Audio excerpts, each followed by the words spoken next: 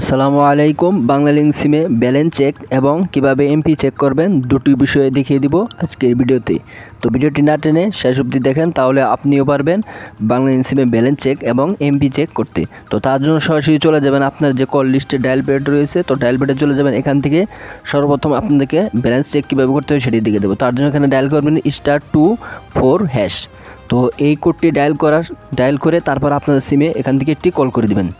তো কল করার পর তারপর এখান দিয়ে দেখতে পাচ্ছেন আমার বাংলালিংক সিমে ব্যালেন্স কিন্তু 0 রয়েছে। তো আপনার বাংলালিংক সিমে যদি ব্যালেন্স থেকে থাকে তাহলে এখান থেকে আপনি আপনার বাংলালিংক সিমে ব্যালেন্স কিন্তু খুব সুন্দরভাবে দেখতে পারবেন।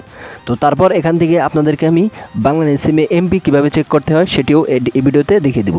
তো বাংলালিংক সিমে এমপি চেক করার জন্য সরাসরি চলে যাবেন আপনার যে ডায়াল প্যাডে রয়েছে। ডায়াল প্যাডে আসার পর তারপর এখান থেকে আপনার একটি কোড ডায়াল করে দিতে হবে।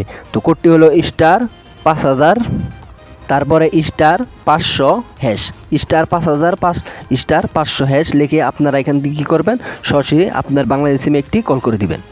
তো কল করার পর এখান থেকে কিছুক্ষণ ওয়েট করবেন। ওয়েট করার সাথে সাথে এখান থেকে আপনি আপনার ডাটা প্যাক কিন্তু দেখতে পারবেন, কয় জিবি ডাটা রয়েছে এবং মেয়াদ সহ সব কিন্তু আপনি এখান থেকে দেখতে পারবেন। তো এই ছিল ভিডিও। তো ভিডিওটি যদি ভালো লেগে থাকে এবং ভিডিওটি যদি কিছু শিখে থাকেন তাহলে অবশ্যই চ্যানেলটি সাবস্ক্রাইব করে দিয়ে পাশে থাকবেন। সকলকে ধন্যবাদ, ভালো থাকুন।